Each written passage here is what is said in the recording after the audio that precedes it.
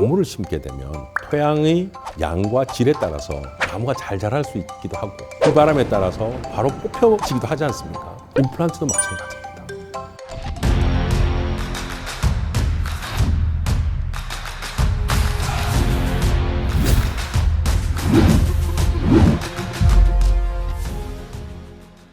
안녕하십니까? 세계로 가는 치과의사 정동근입니다. 오늘은 정말 많은 분들이 궁금해하시는 임플란트 시술 중에 같이 시술하는 뼈 이식에 대해서 설명해 보도록 하겠습니다. 많은 분들이 뼈 이식하면 너무 무서워하시고 비용에 대한 부담감을 많이 느끼시고 이 뼈 이식이 어떤 뼈로 하는지 재료에 대해서 궁금해 하시고 아무 문제 없이 탈 없이 잘 사용하는지에 대해서 문의를 하고 있습니다. 제가 임플란트 환자들을 이렇게 진단하고 치료 계획에 대해서 이렇게 상담을 해보면 두 가지 부류가 계십니다. 뼈 이식을 해야 되는 상황이 생겼을 때 어떤 분들은 이걸 왜 해야 됩니까? 이거 꼭 해야 되는 것입니까? 저는 정말 생각하지 못하고 왔습니다 라고 말씀해 주시는 분도 계시고 또 한편은 그 뼈 이식 자체의 종류와 타입에 대해서 궁금해 하시는 분이 계십니다. 제가 먼저 또 꼭 뼈 이식을 해야만 되는 그런 경우에 대해서 먼저 설명드리도록 하겠습니다.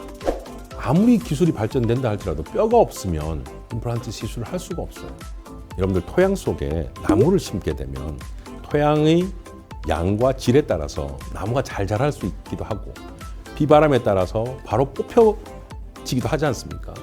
간혹 태풍 때 보면 나무가 이렇게 훌러덩 쓰러지기도 하는데요. 임플란트도 마찬가지입니다.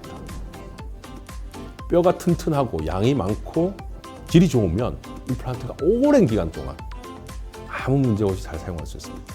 자, 여러분들, 그러면 어떤 경우에 뼈 이식을 해야 되고 뼈 이식을 하고 나면 어떤 결과가 나오는지 궁금하시죠? 제가 오늘 케이스를 하나 가지고 나왔습니다. 보시면 왼쪽 위에 치아가 이렇게 있는데요. 오랜 기간 동안 치아를 상실하고 우리가 임플란트나 다른 보철물을 하지 않음으로써 뼈 소실이 많이 생겼습니다.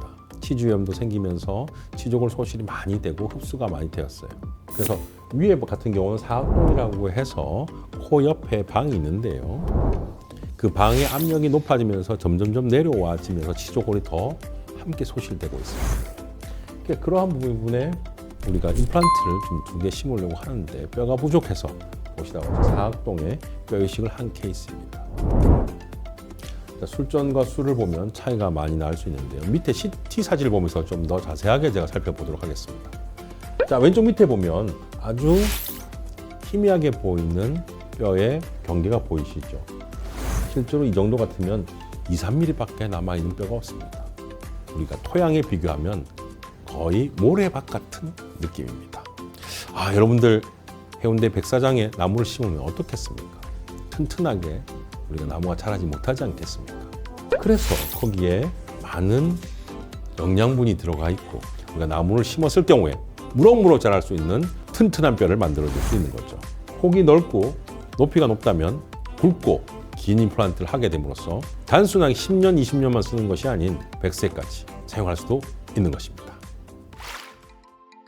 자, 이번에는 뼈 이식을 하는 방법에 대해서 여러분들 설명할까 합니다. 뼈 이식을 하는 방법은 크게 2가지로 나눌 수 있는데요. 잇몸을 절개해서 기존의 뼈에다가 우리가 여러 가지 뼈 대체 물질들을 넣어서 그 잇몸을 늘리게 됩니다. 크게 늘린 다음 다시 이렇게 끼워주게 되죠. 이렇게 잇몸 절개를 하지 않고 어떻게든 뼈를 이식할 수 있는 방법이 없을까 많은 생각과 고민을 하게 되었습니다. 그래서 최근에는 무절개, 지금 펀칭만 해서 복강경 수술하는 것처럼 우리가 뼈가 필요한 곳에 튜브를 통해서 뼈를 이식하게 되는 거죠. 뼈 이식을 할 때 사용되는 뼈는 크게 4가지 종류가 있습니다. 자가골, 동종골, 이종골, 합성골입니다. 자가골이 가장 이상적인 뼈라고 볼 수 있는데요. 결국 환자 본인의 뼈를 채취해서 부족한 부위에 다시 뼈를 넣어주는 것입니다.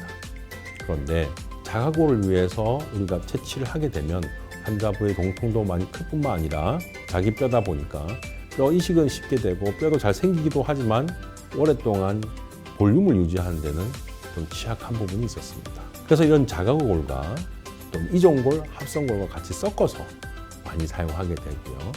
우리가 뭐 레이어 바이어 레이어라고 해서 뼈를 층층이 쌓아줍니다. 뼈에 가장 가까운, 자기 뼈에 가장 가까운 곳은 흡수가 빠른 자가골이나 동종골을 이식하게 되고, 그 위에 흡수가 느리고 오랫동안 유지되고 있는 합성골과 이종골을 사용하게 됩니다. 제가 아까 잇몸을 절개하고 뼈 이식을 했을 때 부피가 증가하기 때문에 이 뼈를 덮어주는 이불 역할을 하는 것이 중요한데, 실제로 잇몸을 많이 확보하기가 어려울 경우 뼈가 흩날리지 않도록 옆에 있는 이런 막들을 사용하게 됩니다. 최근에 이런 본 몰포제닉 프로테인이라고 하는 BMP라고 있는데요. 세포들을 더 보강해서 보다 더 빨리 많은 뼈가 생기도록 하는데 도움을 주고 있습니다. 실제로 저도 20년 넘게 뼈 이식을 해오면서 어떠한 뼈들이 좀 더 예후가 좋고 오랜 기간 동안 잘 사용되는지 정말 궁금해했고, 그 기록들을 많이 팔로우업 했습니다. 그래서 지금은 고가이더라도 환자에게는 좀 더 좋은 뼈를 사용하려고 노력하고 있습니다.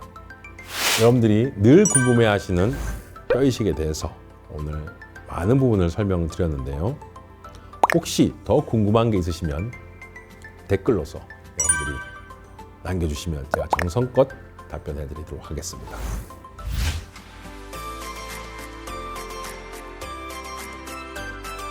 자, 오늘 여러분들에게 많은 뼈를 좀 보여드리고 있는데요. 제가 앞에서도 말씀드린 바와 같이 최근에는 잇몸을 절개하지 않고 하는 실수를 많이 하고 있습니다. 그러기 위해서는 기존의 어떤 타입의 뼈가 아닌 젤 타입의 뼈를 많이 선호하게 되는데요. 여러분들의 제가 뼈 하나를 소개하도록 하겠습니다. 이 뼈는 합성골입니다. 이런 식으로 주사기에 들어가 있습니다. 그래서 이 부분 앞을 빼내고 주사기를 넣어주시고, 그리고 이 튜브를 펀칭을 해주셔서 그 펀칭된 구멍을 통해서 뼈를 이식하게 됩니다. 그러면 지금 이렇게 주사기를 제가 한번 눌러보겠습니다. 이렇게 보시는 바와 같이 젤 타입의 뼈가 나오게 됩니다. 이렇게 만져보면 약간 쫀득쫀득한 이런 젤 타입의 뼈입니다.